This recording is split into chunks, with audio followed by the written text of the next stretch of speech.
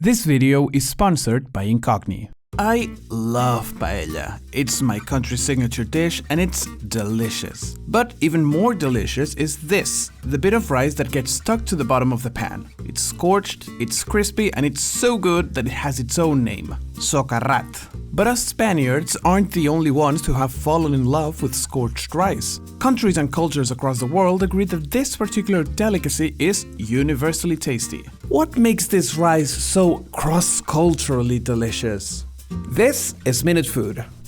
Hi, I'm Arcadi. I'm the guy who does the drawings here at MinuteFood. Kate's on vacation this week, so I have the channel all for myself. No one can stop me. Okay, I promise I'll be good. Anyway, scorched rice, it's a thing. We've got paella 𝗀𝗁𝗏𝗏 here in Spain, there's tahdig over in Iran, nurungji in Korea, concón in Dominican Republic, 𝗀𝗶𝗶𝗀𝗶𝗀𝗀, cocorota, canzo, intip, 𝗀𝗶𝘁𝗁𝗏𝗀𝗃, 𝗀𝗏, cucayo, bumbun, taminyo, tutón, comchai.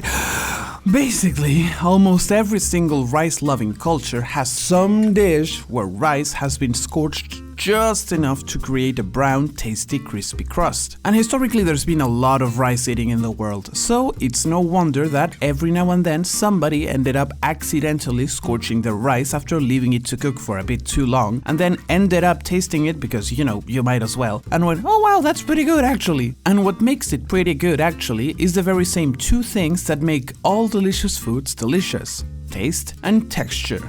First, it tastes good, mainly thanks to the Maillard reaction, the process behind all things golden, brown, and delicious. If you're one of the cool people who already watched our video on Maillard, you already know all about this. But if you haven't gotten to it yet, here are the basics. When an amino acid, the thing proteins are built from, and a specific kind of sugar love each other very much, they start this whole cascade of chemical reaction that gives birth to lots of new compounds, many of which are small, super volatile molecules which are, scientifically speaking, very yummy. Rice, like most foods, has both of those ingredients for these delicious love children, so if the mood is right and things are hot, and I mean literally hot, it Maillards marvelously. But it's not just the taste of scorched rice that's good, it's also its delightfully crispy texture. And oh wow, would you look at that? We also have a whole video about crispiness, so if you're part of the cool gang that's already watched it, you know what's coming. Basically, the very same heat that gives us that Maillardy goodness also causes the water inside the cooked rice to turn to steam and make its way out to the surface. And it's the spaces it leaves along the way that makes the rice crispy. And who doesn't love a crispy treat? That's why we eat crackers and chips and these little things I snack on while making this video. But this texture thing goes beyond crispiness itself. It's also about contrast. There's actual research on the fact that we tend to enjoy a dish better if it has a contrast or a variation in texture. It's not really clear why, but we do know it's a thing. And just like a scary movie isn't as scary if it's just non-stop jump scares, a dish doesn't taste as good if it's one totally even blob of flavor. For me, scorched crispy 𝗀𝗁𝗏𝗏𝗏 is the cherry on top of a juicy, tender, well-cooked paella.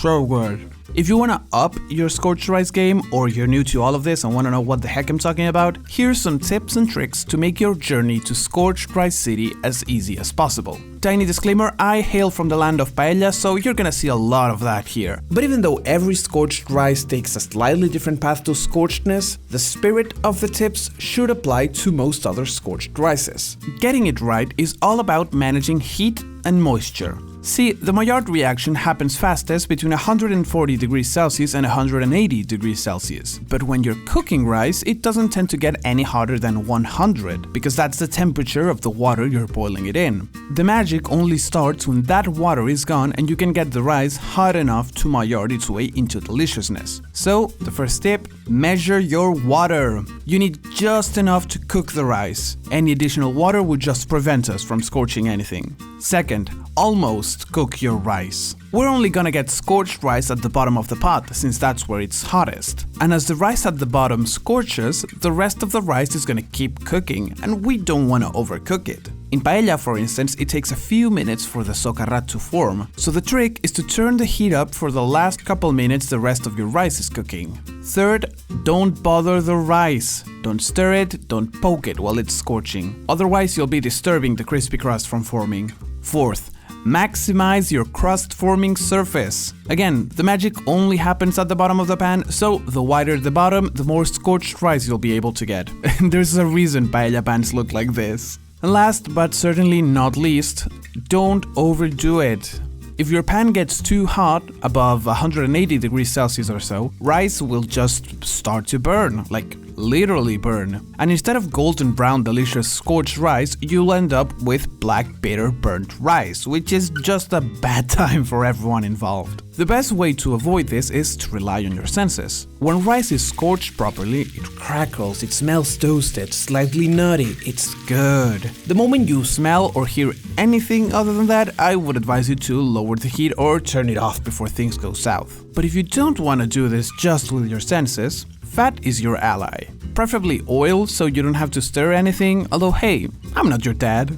Fat is really good at conducting heat, so heat will spread more efficiently to more rice, which will result both in more scorched rice overall and in a lower risk of burning something. A lot of dishes already include some fat anyway because it's just plain tasty, and it also helps prevent the rice from sticking to the pan if that's something you're worried about. In the end though, it all boils down to trial and error. So do trials and embrace errors. Scorched rice was probably born from an error as well, so messing it up is the best way to be true to tradition, even if it's so good when you finally get it right. Whew. This is my first time narrating and directing a video on this channel, so it's really exciting to see my name all over these credits. What isn't as exciting is seeing my name, my home address, my online activity, and, my personal information all over the internet. Especially when complete strangers can buy it from data brokers and try to scam me, steal my identity, or even target and harass me. Oh. This is where 𝗀𝗏𝗃, the sponsor of this video, comes in. 𝗀𝗏𝗃 finds the data brokers who are aggregating and selling your personal data online and makes them delete those records, which honestly beats having to do it myself. I'm allergic to sending emails. And even after that, 𝗀𝗏𝗃 stays on the lookout for any data breaches to make sure your data stays where it's supposed to be, not up for grabs on the internet. So if you'd like to protect your privacy as well, check out 𝗀𝗏𝗃 by clicking the link in the description. The first 100 people to use the code MinuteFood will get 60% off. Okay, that's pretty good actually.